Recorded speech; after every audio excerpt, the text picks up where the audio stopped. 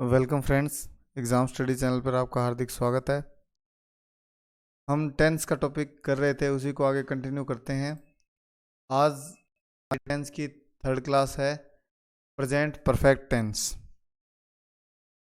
बहुत सारी वैकेंसीज आ चुकी हैं, अभी एग्ज़ाम होने वाले हैं। इंग्लिश सब में आती है, टेंस सबसे इम्पोर्टेंट टॉपिक बन जाता है। आप रेगुलर वीडियो देखते रहिए, कंसेप्ट क्लियर करते ही हम सीट स्टार्ट करेंगे। और अब से मैं कोशिश करूँगा कि वीडियो सारे रेगुलर रहे। तो स्टार्ट करते हैं। Third tense, present perfect tense.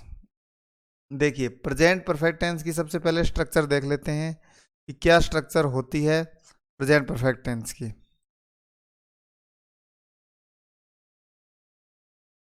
देखिए, प्रेजेंट परफेक्ट टेंस की स्ट्रक्चर होती है subject plus has have plus verb की सदैव कौन सी फॉर्म लगेगी? Third form. वर्ब की सदैव और सदैव आपको थर्ड फॉर्म का यूज करना है परफेक्ट टेंस के अंदर, चाहे हैज लगे हैव लगे। अब देखिए नेक्स्ट बात, कब परफेक्ट टेंस का यूज किया जाता है?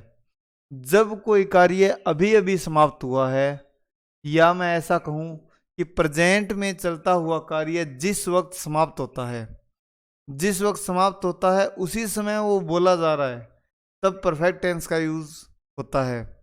या अगर मैं ये कहना चाहूं कि काम समाप्त होने में और कहने के समय में अंतर नहीं है, तो भी इस टेंस का प्रयोग किया जाता है। जैसे हम बोलते हैं अभी अभी गया है, अभी अभी नहाया है, अभी अभी खाना खाया है, उससे बात की है। इस तरह के जो आपके दिमाग में ऐसा है जो उसका प्रभाव अभी भी है, कार्य समाप्त हो चुका है लेकिन या तो वो जिस टाइम बोला जा रहा है उसी समय समाप्त हुआ है, या उसका प्रभाव आपके दिमाग पे अब भी है, उसको हम प्रेजेंट परफेक्ट टेंस के अंदर यूज करते हैं। जैसे मैं एग्जांपल के तौर पे लेना चाहूं, he has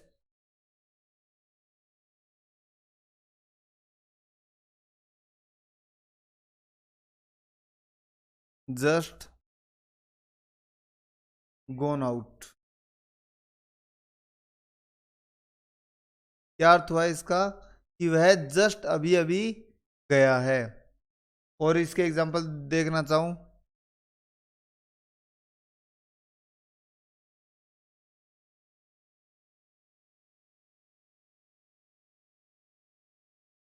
he has just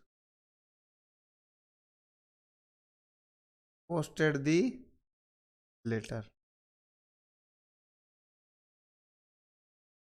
और एक दो एग्जांपल देखना चाहें, they have gone to market, I have just taken lunch.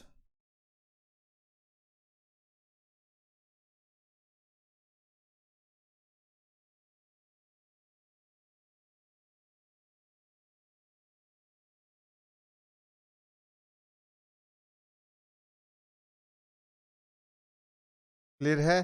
तो इस तरह के जब भी आप एग्जांपल देखो तो आपको किसका प्रयोग करना है? प्रेजेंट परफेक्ट टेंस का। ये बेसिक कर रहे हैं, अभी आगे इसके यूजेस पढ़ेंगे तो आपको क्लियर होता जाएगा। देखिए इसके अंदर एक वर्ड आया है जस्ट, जिनको पता नहीं है वो सुन लीजिए जस्ट के बारे में। जब मैं जस्ट के साथ परफेक्ट टेंस का यूज करता हूं तो वो होती है एक एडवर्ब, अभी अभी का जो अर्थ देता है। जब इसका अर्थ क्या होता है? अभी अभी, तो वो क्या होती है? एक एडवर्ब होती है। लेकिन जस्ट का एक अर्थ न्यायप्रिय भी होता है, और जब जस्ट का अर्थ न्यायप्रिय होगा तो ये होता है एक एडजेक्टिव। जब जस्ट का अर्थ होता है उचित, तब जस्ट का अर्थ जब उचित होता है तो भी ये क्या होता है? एक एडजेक्टिव। क्लियर है? तो आपको ध्यान रखना है कि आप जब एडवर्ब के रूप में जस्ट का प्रयोग देखें तब आपको ऐसा करना है कि मैं परफेक्ट टेंस का प्रयोग करूंगा। ऐसा नहीं कि वाक्य के अंदर जैसे ही आपने जस्ट देखा तो मेरे को तो परफेक्ट टेंस ही लगाना है, ऐसा नहीं करना है। तो अभी अभी के अर्थ में जस्ट लगा हो तो ही आपको परफेक्ट टेंस का प्रयोग करना है। अब लिख लीजिए यूजेज, परफेक्ट टेंस के प्रयोग।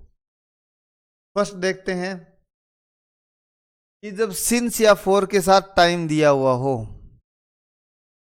इस रूल को बहुत ध्यान से समझना है। Since for plus time. देखिए, सिंस फॉर के साथ टाइम देने पर केवल दो टेंस का प्रयोग होता है। एक होता है परफेक्ट टेंस और दूसरा होता है perfect continuous tense. Perfect continuous tense हम नेक्स्ट स्लाइड के अंदर देख लेंगे कि परफेक्ट कंटिन्यूस टेंस का प्रयोग कैसे होता है। बस ध्यान ये रखना है कि सिंस फॉर प्लस टाइम आ जाए तो दो टेंस का प्रयोग हो सकता है, रटना नहीं है। कई बार ऐसा होता है कि हम रट लेते हैं कि सिंस फॉर आएगा तो परफेक्ट कंटिन्यूस ही आता है हमेशा। नहीं, ऐसा नहीं है। सिंस फॉर के साथ परफेक्ट कंटिन्यूस भी आ सकता है और परफेक्ट टेंस भी आ सकता है। यानी सिंस फॉर प्लस टाइम जैसे ही आप देखेंगे तो आपको दो टेंस का प्रयोग करना है, या तो परफेक्ट टेंस होगा या परफेक्ट कंटिन्यूस होगा। और कहाँ परफेक्ट टेंस होगा, कहाँ परफेक्ट कंटिन्यूस होगा, वो होगा अर्थ के अकॉर्डिंग, उसका सेंस क्या है। एग्जाम्पल देखते हैं। अगर हिंदी वाक्यों का अंत मैं कहूं से जानता है, से जानता है, से रहता है,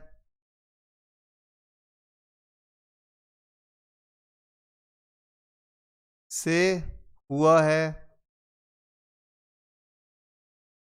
इत्यादि हो, तो देखिए, अगर से वह 5 सालों से उसे जानता है, वह 5 साल से यहाँ रहता है, उसने सुबह से खाना नहीं खाया है, तो से के साथ अगर रहता है, जानता है और से हुआ है, इस तरह के अगर अर्थ हैं तो आपको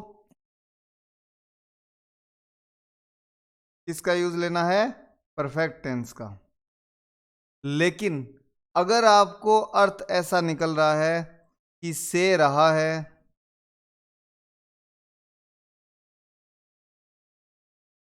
से रहा है, से रही है, से रहे हैं, जब इस तरह का आपको अर्थ हो तो आपको परफेक्ट कंटिन्यूस टेंस का प्रयोग करना है।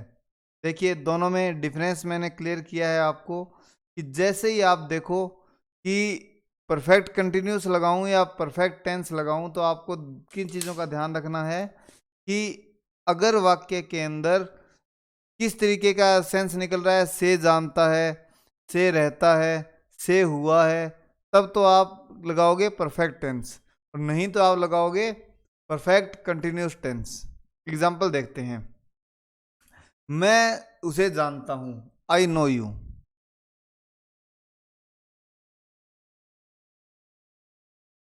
एक सेंटेंस लिखा, कौन से टेंस में है, प्रेजेंट इंडेफिनेट टेंस, जो हमने शुरू शुरू में किया था।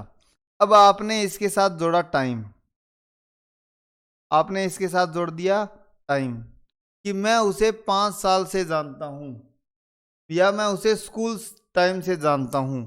तब स्कूल टाइम से जानता हूं, से जानता हूं दे दिया, यानी प्रेजेंट इंडेफिनेट टेंस के साथ अगर आपने टाइम जोड़ दिया तो आपको किस टेंस का प्रयोग करना है, परफेक्ट टेंस का। I have known you since school time.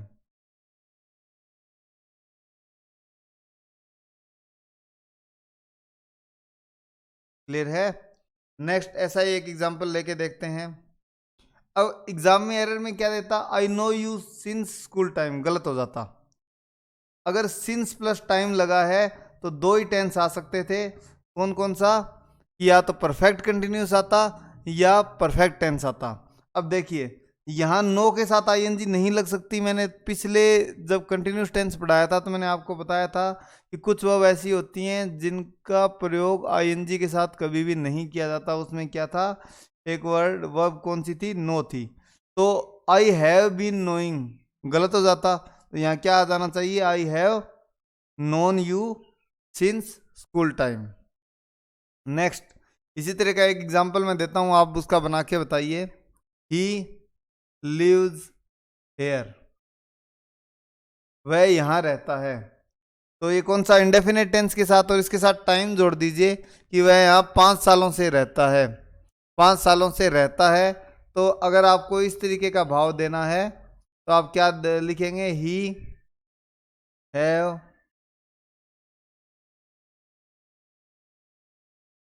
Has lived here since 4-5 years। अब देखिए इस वाले के अंदर मुझे बताइए कि ही के साथ हैज लगना चाहिए या हैव लगना चाहिए। सिंगुलर है तो सिंगुलर के साथ क्या लगेगा, has. He has lived hair. अब देखिए सिंस और फोर, अगर आपको पॉइंट ऑफ टाइम दे तो आप लगाएंगे सिंस, और अगर आपको पीरियड ऑफ टाइम दे तो आप लगाएंगे फोर। पॉइंट ऑफ टाइम और पीरियड ऑफ टाइम क्या होता है वो नेक्स्ट टेंस जब पढ़ेंगे उसके अंदर डिटेल से देख लेंगे। अगर आपको पॉइंट ऑफ टाइम का अर्थ नॉर्मली क्या होता है, कोई सन दे, कोई फिक्स टाइम दे, कोई फिक्स टाइम होना चाहिए तो सिंस। अगर आपको पीरियड है पता, यानी कोई कितने सालों से रह रहा है, 5 सालों 10 सालों से, ये नहीं पता कि किस सन से रह रहा है, तो आप डेफिनेट नहीं हो तो आप लगाओगे फोर। ठीक है, तो यहाँ पे क्या आना चाहिए, 5 years था, निश्चित नहीं था किन 5 सालों से, तो आप क्या लगाएंगे, फोर लगा लेंगे। तो ही हैज लिव्ड हेयर। अब देखिए ये तो किस सेंस में हुआ कि वह यहाँ 5 सालों से रहता है। अगर मैं इसी सेंटेंस को ऐसे लिखता कि वह यहाँ 5 सालों से रह रहा है तो क्या आ जाता, he has been living here for 5 years। यानी इस सेंटेंस का अगर भाव चेंज हो जाता तो मैं उसको परफेक्ट कंटिन्यूस में भी बना सकता था। कुछ और एग्जांपल देखते हैं।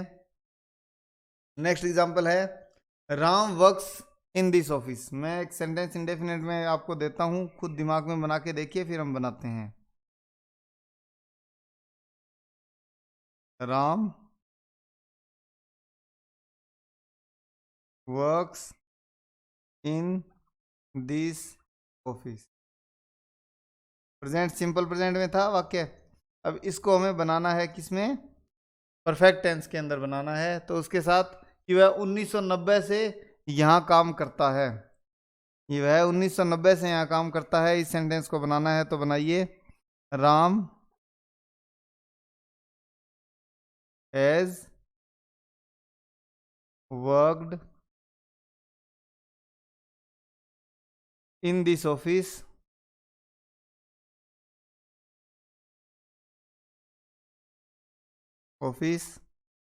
सिंस।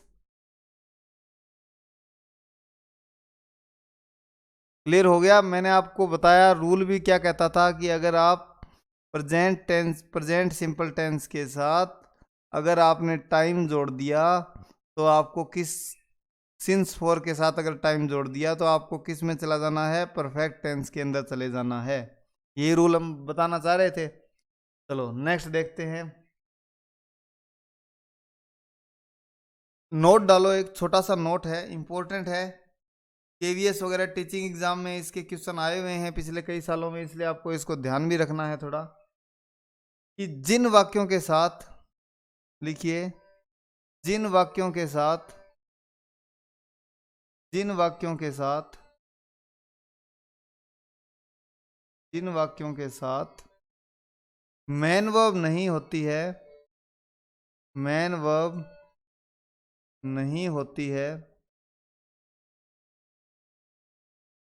नहीं होती है, वहां होने के अर्थ में बीन का प्रयोग, वहां होने के अर्थ में, वहां होने के अर्थ में, होने के अर्थ में, हाँ, होने के अर्थ में, वहां होने के अर्थ में बीन का प्रयोग, बीन का प्रयोग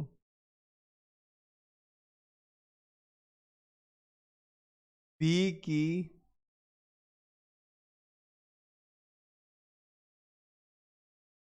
थर्ड फॉर्म के रूप में किया जाता है।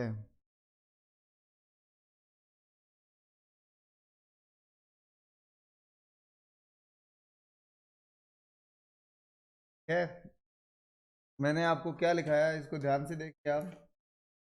ने लिखा है कि जिन वाक्यों के अंदर होने का अर्थ देना है और मेन वर्ब है नहीं, आप होने के अर्थ में किसका प्रयोग करें, बीन का प्रयोग आप कर लें, और बीन का प्रयोग करते ही आपका सेंटेंस बिल्कुल सही हो जाएगा। हम कुछ एक एग्जांपल लेके देखते हैं। पहला एक एग्जांपल लिखिए, ही इज इल, है बीमार है।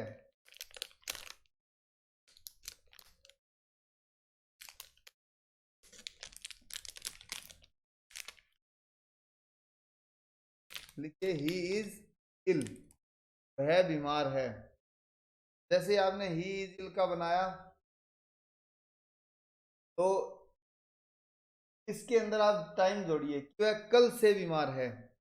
आप इसके अंदर टाइम जोड़ के बना के देखिए कि वह कल से बीमार है। कल से बीमार है का बना के देखना है आपको।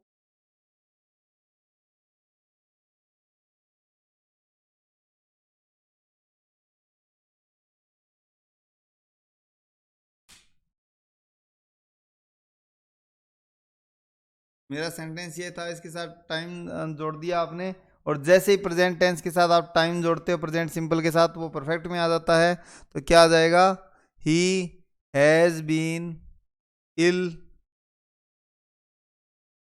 अगर मैं सिंस लगाऊं तो मेरे को कोई टाइम देना पड़ेगा स्पेशल, सिंस यस्टरडे। क्लियर है। तो आपने अगर मेन वर्ब नहीं है, अगर बी ही है और होने के अर्थ में आप अर्थ देना चाह रहे हो, तो आपको बी की थर्ड फॉर्म बीन का प्रयोग कर लेना है। देखिए नेक्स्ट, अगर मैं एक एग्जांपल दूं, ही इज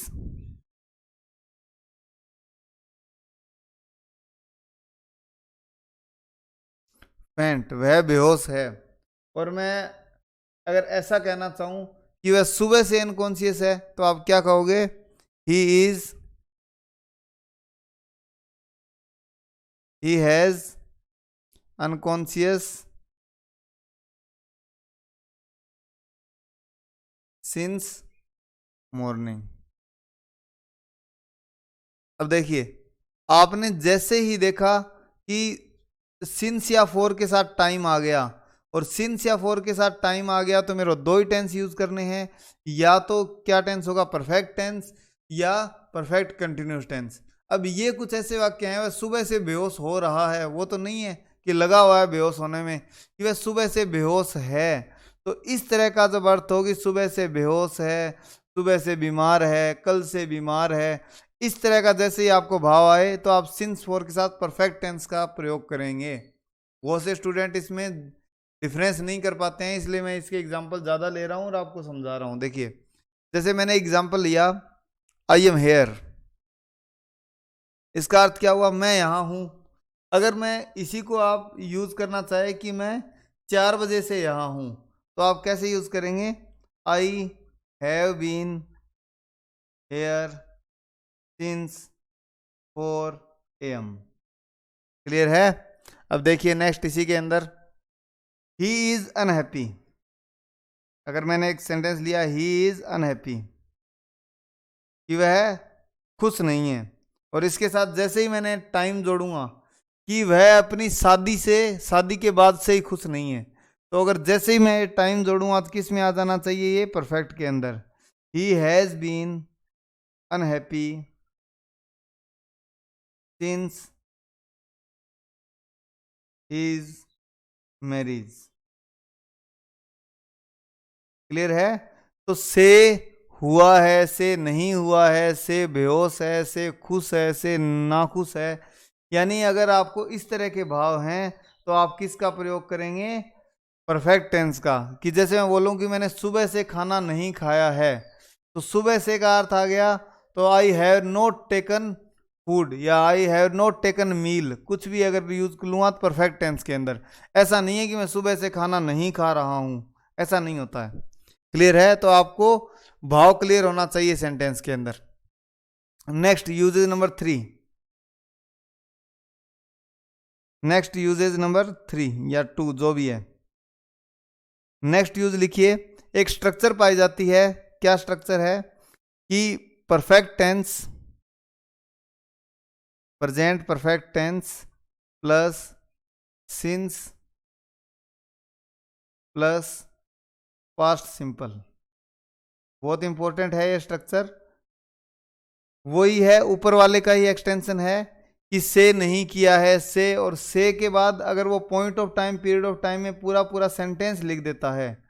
देखिए पहले ऊपर वाले में तो केवल क्या था, सुबह से या स्कूल टाइम से, मैरिज से, केवल पॉइंट ऑफ टाइम या पीरियड ऑफ टाइम था। यहाँ सिंस फॉर के साथ वो पूरा सेंटेंस लिखता है, तो वो सेंटेंस किस में होगा, सिंपल पास्ट टेंस के अंदर, यानी वर्ब की सेकंड फॉर्म आएगी और उससे पहले प्रेजेंट परफेक्ट टेंस आएगा।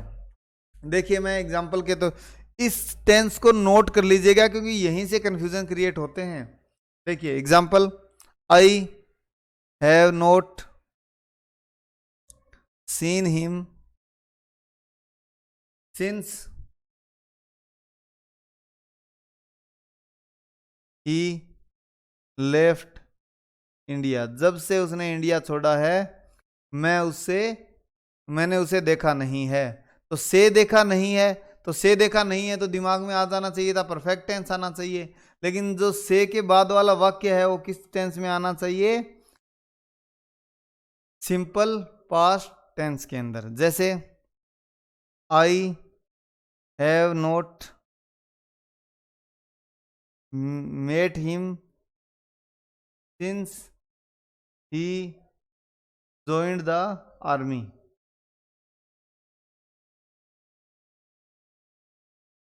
क्लियर है, जब से उसने आर्मी ज्वाइन किया मैं उससे मिला नहीं हूं।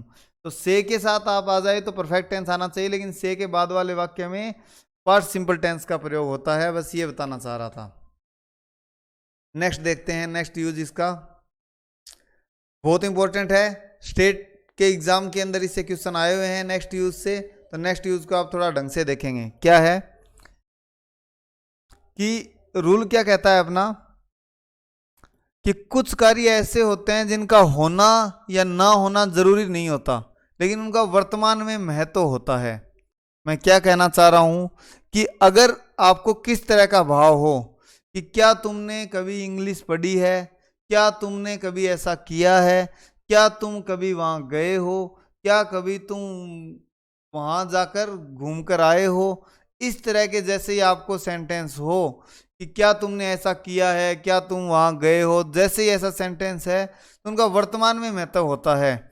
ऐसे कार्य है जिनका ऐसा नहीं है कि हो रहा है नहीं हो रहा है, बात तो कंप्लीट हो चुकी है कि क्या तुम वहां जाके आए हो, क्या तुम वहां घूम के आए हो, बात तो कंप्लीट है, लेकिन वर्तमान में उसका महत्व है। तो जैसे ही आपको सेंटेंस में ऐसा भाव दिखे कि क्या तुमने कभी ऐसा किया है, क्या तुमने ऐसा कभी पढ़ा है, क्या तुम कभी घूम के आए हो, जैसे ही आपको दिमाग में आ जाना चाहिए कि सर ने बताया था प्रेजेंट परफेक्ट टेंस आएगा। एग्जाम्पल देखते हैं इसके। तो इसको मैंने जो बोला है नोट कर लीजिएगा, इसके एग्जाम्पल देख लेते हैं। Have you ever studied science. क्या तुमने कभी साइंस पढ़ी है। तो क्या तुमने कभी ऐसा किया है, तो किया है का अर्थ जैसे ही आपको आएगा तो प्रेजेंट परफेक्ट टेंस के अंदर आ जाना चाहिए, ये सेंस आपको निकालना आना चाहिए। हैव यू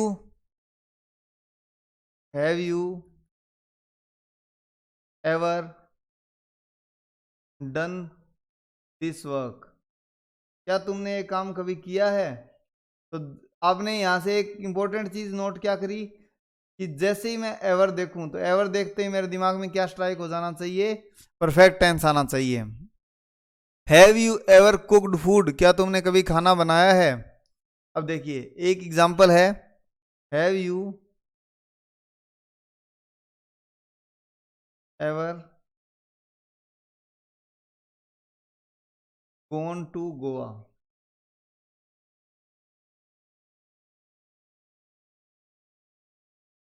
आरपीएससी एलडीसी का एग्जाम हुआ था एक बार और उसके अंदर एक क्वेश्चन पूछा गया था। अब देखिए इसमें एरर बतानी है आपको।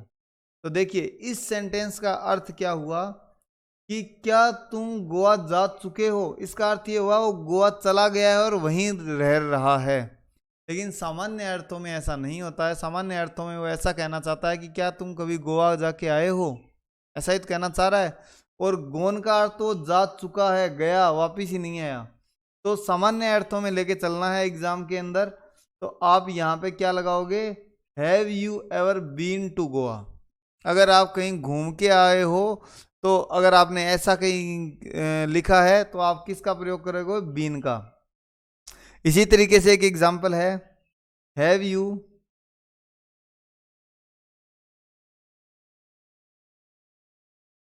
Ever seen the Taj Mahal. सामान्य अर्थों में लेके चलना है, ऐसा नहीं कि सर मैं तो वो फोटो वाले ताजमहल की, ऐसा नहीं होता। वो क्या कह रहा है कि क्या तुमने कभी ताजमहल का भ्रमण किया है, ऐसा पूछना चाह रहा है सामान्य अर्थों में। देखा तो लगभग सब नहीं होता है फोटो के अंदर। तो यहाँ सीन का प्रयोग नहीं, आके क्या आना चाहिए था, visited. Have you ever visited the Taj Mahal. Clear है। तो आपको प्रॉपर वर्ड्स का पता होना चाहिए। ठीक है। तो कभी ऐसा किया है, कभी ऐसा, जैसे the village girl has never seen an aeroplane. कभी उसने एरोप्लेन नहीं देखा है। तो नहीं किया है, नहीं देखा है, इसके अर्थों में भी आप किसका प्रयोग करते हो, परफेक्ट टेंस का।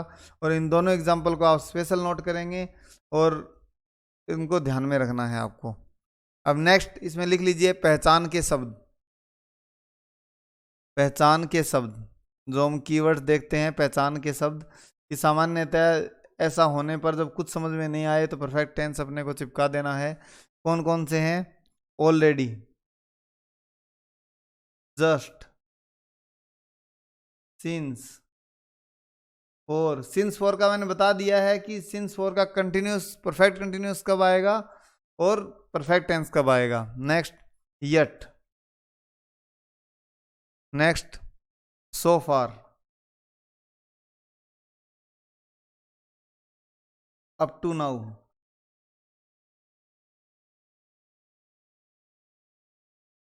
Up to the present, up to the present. Next lately, recently,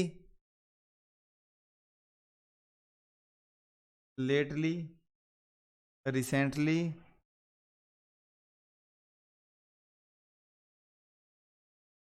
lately, recently. इनके ऊपर स्टार लगा लीजिएगा एक बार, लेटली और रिसेंटली के ऊपर। Lately, recently. Next the last few weeks,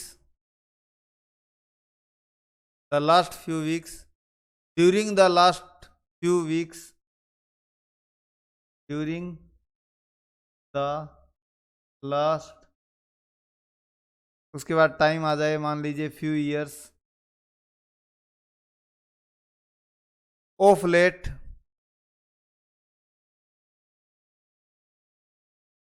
ठीक है। इन कीवर्ड्स पे आने के बाद आपको किसका प्रयोग करना है, परफेक्ट टेंस का प्रयोग करना है। रिसेंटली का प्रयोग सामान्यतः पास्ट, सिंपल पास्ट में भी होता है। सिंपल पास्ट में भी रिसेंटली का प्रयोग किया जाता है। और लेटली का अर्थ किस में होता है, परफेक्ट के अंदर। लेकिन रिसेंटली का अर्थ किस में किया जाता है, सिंपल पास्ट में भी किया जाता है। कुछ एग्जांपल देख लेते हैं। ये कुछ कीवर्ड्स हैं, जैसे ही आप already, just, since, for, of late ऐसे देखो तो आपको कौन सा टेंस लगा देना है, प्रेजेंट परफेक्ट टेंस। एग्जांपल लिख लीजिए, of late, of late, of late. I have come to no,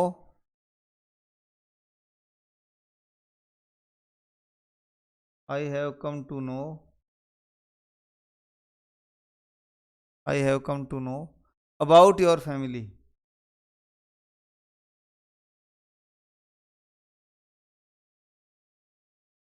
note करते रहिए साथ साथ। Next the train has already left, the train has already left.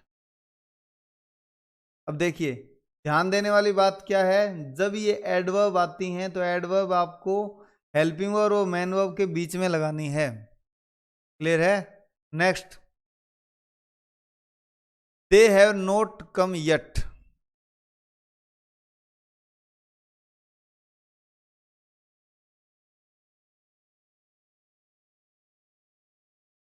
जैसे ही आपने येट देखा तो आपको परफेक्ट टेंस का प्रयोग कर लेना है। Ram has done well up to now. Ram has done well up to now. Next, I have been away from the studies. I have been away from the studies from the studies during last few weeks. During last few weeks.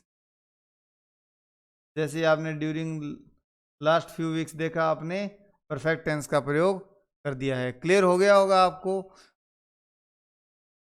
Recently का प्रयोग मैंने बता दिया, दोनों तरीके से हो सकता है। जैसे दे हैव कम रिसेंटली, वो भी सही है, और दे वर हेयर क्वाइट रिसेंटली, वो भी सही है।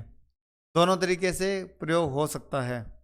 अब देखिए हमने परफेक्ट टेंस के कौन कौन से कीवर्ड होते हैं, किस तरह के यूजेस होते हैं, जो कंफ्यूजन आता है वो वाले क्लियर कर चुके हैं, सारे कंप्लीट कर लिए हैं। अगर आप स्ट्रक्चर्स देखना चाहो, इसकी स्ट्रक्चर देख लीजिए कि इंटेरोगेटिव वाक्य में स्ट्रक्चर क्या होती है इसकी।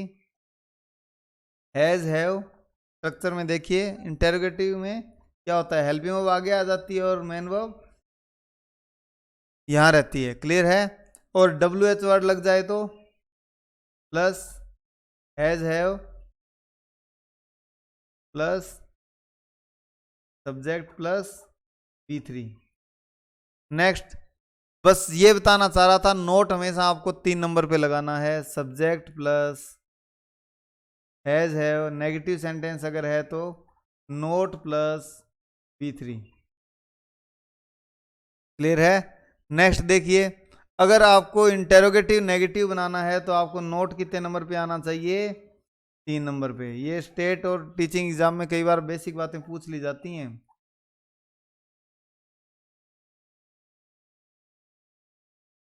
और डब्ल्यू एच वर्ड लग गया तो वो 4 नंबर पे आ जाएगा, ऐसा नहीं है, लेकिन सामान्यतः वो नोट हमेशा 3 नंबर पे आता है। एक छोटा सा नोट डाल लीजिए कि टाइम इमेमोरियल के साथ सिंस का प्रयोग होता है। टाइम इमेमोरियल के साथ, टाइम इमेमोरियल के साथ सिंस का प्रयोग होता है, न कि फॉर का। टाइम इमेमोरियल का अर्थ होता है कि जब से समय स्टार्ट हुआ है तब से, तो एक पॉइंट ऑफ टाइम की तरह ट्रीट करता है, और पॉइंट ऑफ टाइम की तरह ट्रीट कर रहा है तो आपको किसका प्रयोग कर लेना है? सिंस का। क्लियर है?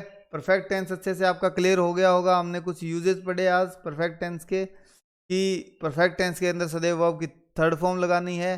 कन्फ्यूजन आपका होने के अर्थ में बीन वाले जो एग्जांपल्स देखे वो दोबारा देखने हैं आपको, किस सेंस के अंदर आ रहा है वो दोबारा देखना है, और परफेक्ट कंटिन्यूस और कंटिन्यूस में क्या अंतर है वो देखना है। तो कुछ एक मैंने कीवर्ड्स आपको बताए हैं कि already, just, yet, up to now, ये वाले आपको कीवर्ड थोड़े याद रखने हैं, जिससे आपको एवर हो गया, इससे थोड़ा इजी हो जाता है एग्जाम के अंदर कि ये पता करना कि कौन से टेंस के अंदर मेरा सेंटेंस दिया हुआ है। अब देखिए हमने बात करी थी कि हम डेली एक फ्रेजल वर्ब भी किया करेंगे, जिससे कि धीरे धीरे अपने फ्रेजल वर्ब भी कंप्लीट हों। तो हम वेट फ्रेजल वर्ब कर रहे थे, एक उसकी इंपॉर्टेंट फ्रेजल वर्ब रही हुई थी वो कर लेते हैं, उसके बाद हम नेक्स्ट फ्रेजल वर्ब करते हैं। देखिए वेट की एक इंपॉर्टेंट फ्रेजल वर्ब रही हुई थी, लिख लीजिए वेट इन। लिख लीजिए वेट इन। वेट इन का अर्थ होता है घर पर रहकर किसी के आने का इंतजार करना। To stay at home and wait and wait for someone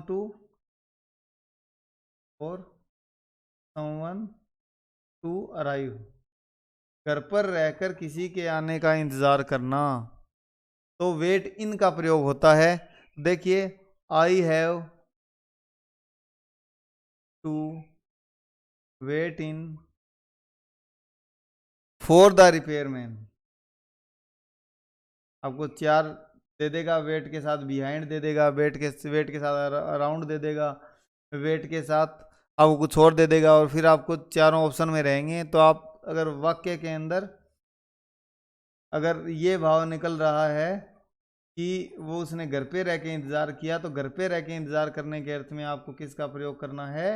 wait के साथ इनका। इस तरीके से वेट की जो इंपॉर्टेंट फ्रेजल वर्ब्स थी वो कंप्लीट हुई। आपको ध्यान रखनी है, पिछले वीडियोज में जाके लास्ट में से रिवाइज कीजिए। अब नेक्स्ट फ्रेजल वर्ब आपको जो नई फ्रेजल वर्ब आप देखनी है वो है वेक। वेक के साथ ज्यादा नहीं है, वेक के साथ एक तो होता है वेकअप, दूसरा वेक somebody up,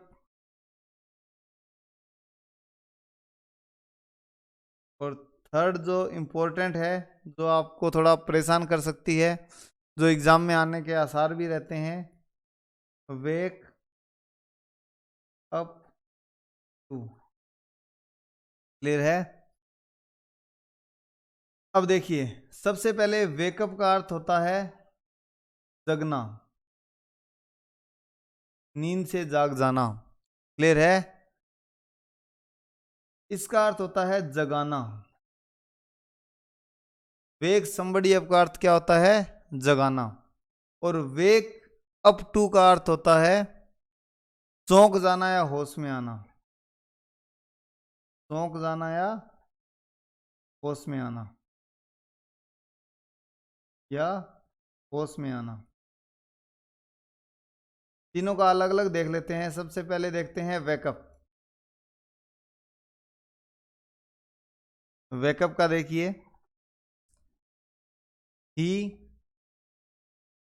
wakes up before sunrise। सुबह से पहले उठता है। तो उठने के अर्थ में, जगने के अर्थ में आप वेकअप का प्रयोग करते हैं, वेक के साथ अप का प्रयोग करते हैं। नेक्स्ट, वेक समबडी अप। सेकंड का एग्जांपल देखते हैं, जो हमने देखा था, वेक समबडी अप। इसका अर्थ क्या था? जगाना। तो देखिए इसका एग्जांपल, I will wake you up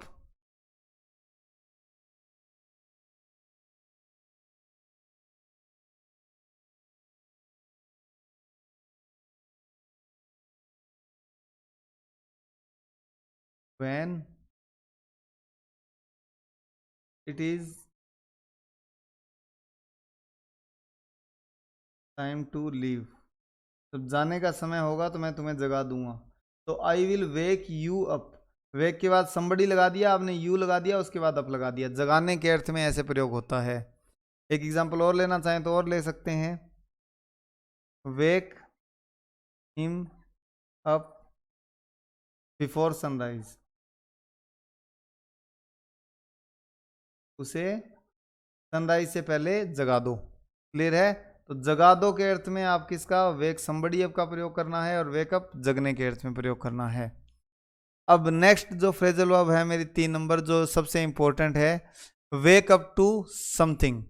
मैंने क्या लिखाया था? Wake up to something. क्या अर्थ होता है वेक अप टू समथिंग का? होश में आना या चौंक जाना। इंग्लिश में इसका अर्थ लिख लीजिए ताकि आपको थोड़ा कंफ्यूजन नहीं हो। To start to realise,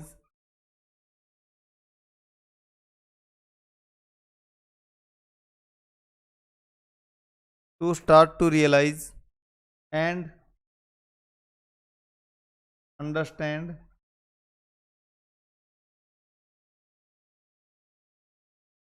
understand a danger, a danger, an idea और इफेक्ट etc। अगर आप किस अर्थ में यूज ले रहे हैं ध्यान से देखिएगा, वेक अप टू समथिंग अगर के अर्थ में यूज ले रहे हैं तो आप रियलाइज या समझना स्टार्ट करते हैं किसी खतरे को या किसी आइडिया को या किसी फैक्ट को। अगर आप समझना स्टार्ट कर देते हैं या समझ में आना स्टार्ट हो जाता है आपके कोई फैक्ट आइडिया, तो आप किसका प्रयोग करेंगे,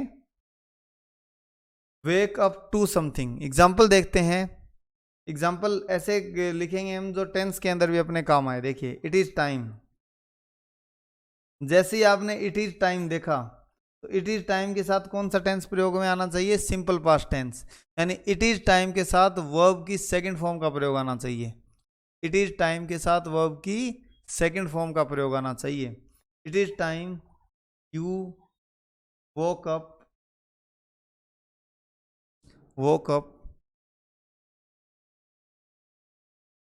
टू द फैक्ट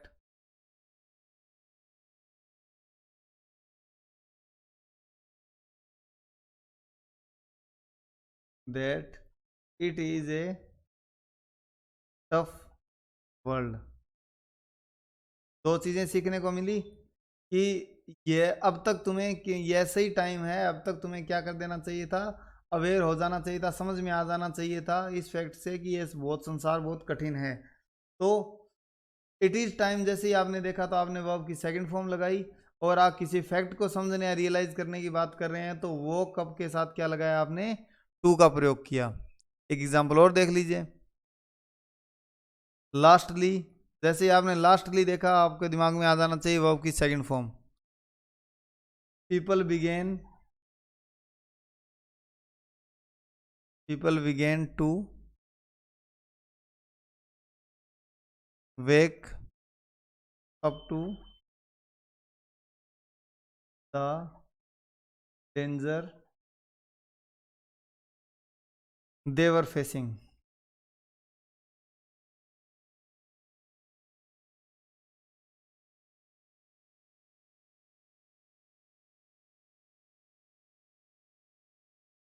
जैसे ही आपने डेंजर फैक्ट या आइडिया देखा वेक के साथ तो वेक अप टू लगाना है आपको, क्लियर हो गया होगा। और जैसे ही आपने इट इज टाइम लगाया तो it is high time, it is time के बाद वर्ब की सेकंड फॉर्म का प्रयोग करना है। तो इस तरीके से ये अपनी दो फ्रेजल वर्ब कंप्लीट हुई हैं, इनको नोट करिएगा, एक बार पढ़िएगा और पिछले वाली रिवाइज करते रहिए। Thank you. Call it a day, call it a day का अर्थ मैं आपको बता चुका हूँ, मेरे को बताइएगा कमेंट करके कॉल इट ए डे का अर्थ क्या होता है। Call it a day. Thank you. पढ़ते रहिए, घर पे रहिए, सुरक्षित रहिए और स्टडी कंटिन्यू करिए। अब से वीडियो कंटिन्यूस आना स्टार्ट हो जाएंगे। कोई भी एग्ज़ाम में सिलेक्ट होने के लिए कोई ना कोई टेस्ट सीरीज जरूर ज्वाइन करके रखिए ताकि आपकी तैयारी का पता लगता रहे कि आपकी तैयारी कैसे चल रही है। Thank you very much.